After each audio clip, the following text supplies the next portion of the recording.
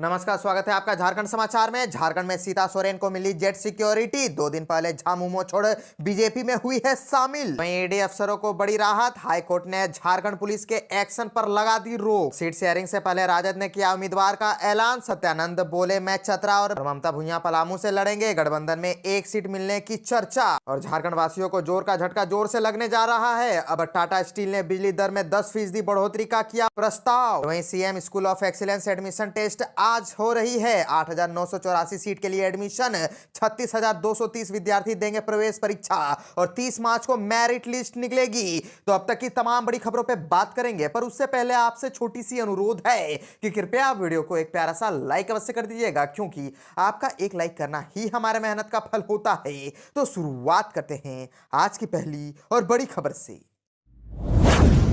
इस वक्त की बड़ी खबर झारखंड से आ रही है, जहां झारखंड में सियासी हलचल रुकने का नाम नहीं ले रही है। तो वहीं एक तरफ सीता सोरेन को मिली जेट सिक्योरिटी। 2 दिन पहले झामुमो छोड़ बीजेपी में हुई है शामिल। दरअसल झारखंड मुक्ति मोर्चा की पूर्व विधायक और पूर्व सीएम हेमंत सोरेन की भाभी सीता सोरेन को केंद्र सरकार ने जेट श्रेणी की सुरक्षा दी है। सीता सोरेन ने झामुमो और विधायक पद से इस्तीफा देते हुए भाजपा का दामन थाम लिया था। दिल्ली में सीता सोरेन ने उसी दिन भाजपा की सदस्यता ली। लोकसभा चुनाव में वो दुमका से लड़ सकती है। आपको बता दें कि भाजपा में शामिल होने के 2 दिन बाद उन्हें जेट श्रेणी की सुरक्षा दी गई है। सीता सोरेन के झामुमो से इस्तीफे और भाजपा में शामिल होने को लेकर सियासी पारा हाय है। झामुमो सुप्रीमो शिबू सोरेन को लिखे पत्र में सीता सोरेन ने कहा था कि पार्टी में अब उनकी कदर नहीं की जा रही है। ऐसे लोगों के हाथ में बागडोर है जो अब अपनी राजनीति कर रहे हैं। इतना ही नहीं, सीता सोरेन ने सम्मान न मिलने उनके पति स्वर्गीय दुर्गा सोरेन के योगदान को भुलाने का आरोप भी लगाया था। झामुमो और विधायक पद से इस्तीफे के बाद सीता सोरेन ने उसी दिन दिल्ली में भाजपा ज्वाइन कर ली, जिसके बाद हेमंत सोरेन की पत्नी कल्पना सोरेन ने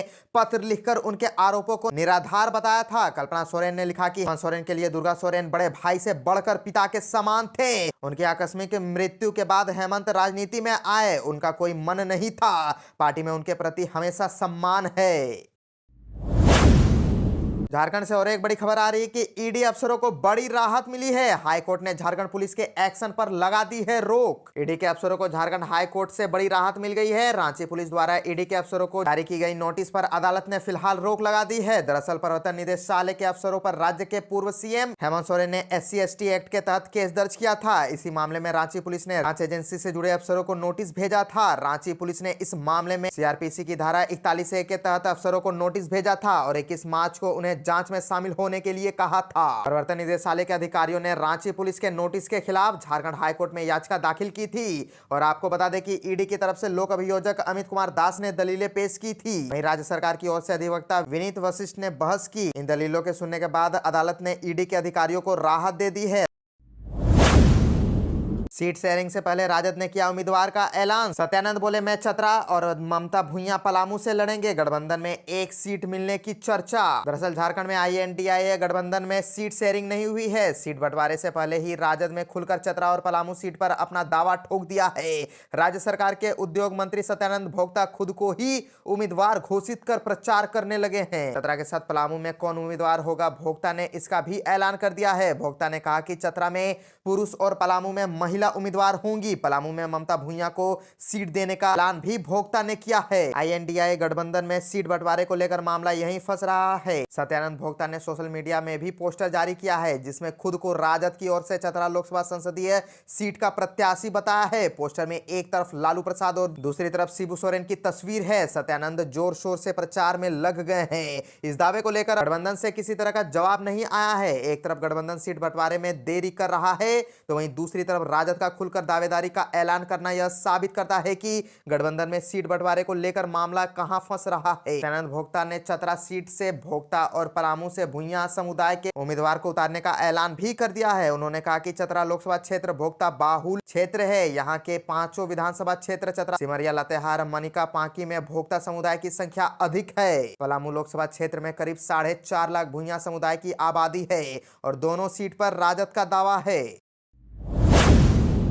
जोर का झटका जोर से, अब टाटा स्टील ने बिजली दर में 10% बढ़ोतरी का दिया प्रस्ताव। टाटा स्टील लिमिटेड ने वित्तीय वर्ष 2022-26 के बीच नए पावर सब स्टेशन बनाने, नया पाइप बिछाने व 10 सब स्टेशनों में nitrogen injection power protection system लगाना चाहती है, जिस पर 5 वर्षों में 384 करोड़ रुपए खर्च होंगे। ऐसे में कंपनी प्रबंधन ने बिजली की वर्तमान टैरिफ में 10% बढ़ोतरी का प्रस्ताव दिया है। टाटा स्टील लिमिटेड द्वारा बिजली बढ़ोतरी पर दिए गए प्रस्ताव पर गोलमुरी क्लब में झारखंड राज्य विद्युत नियामक आयोग की ओर से जन सुनवाई आयोजित की गई। इसमें कंपनी की ओर से सुमन मंडल ने तर्क दिया कि प्रोजेक्ट में होने वाले खर्च सहित होलसेल प्राइस, कंज्यूमर इंडेक्स सहित महंगाई के अनुसार वेतनमान में प्रति वर्ष 5% की बढ़ोतरी हुई है। इसीलिए उनकी टैरिफ में भी बढ़ोतरी की जाए ताकि रेवेन्यू में हो रहे गैप को कम किया जा सके। सुमन मंडल के अनुसार 10% बढ़ोतरी होने पर अगले 4 से 5 सालों में कंपनी का रेवेन्यू गैप 226.16 करोड़ रुपए रहेगा।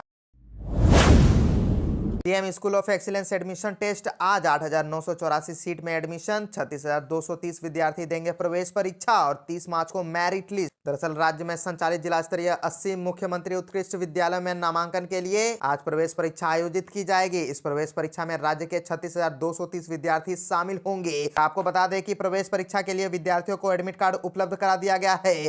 प्रत्येक एडमिट कार्ड में परीक्षा केंद्र की संपूर्ण जानकारी उपलब्ध है। सुबह 10 बजे से परीक्षा शुरू होगी। परीक्षा केंद्रों में प्रतिनियुक्त पर्यवेक्षक को भी राज्य शिक्षा परियोजना द्वारा आवश्यक दिशा निर्देश उपलब्ध कराया गया है। परीक्षा में शामिल हो रहे सभी परीक्षार्थियों को राज्य शिक्षा परियोजना निदेशक आदित्य रंजन, स्कूली शिक्षा एवं साक्षरता विभाग के सचिव उमाशंकर सिंह ने शुभकामनाएं दी है।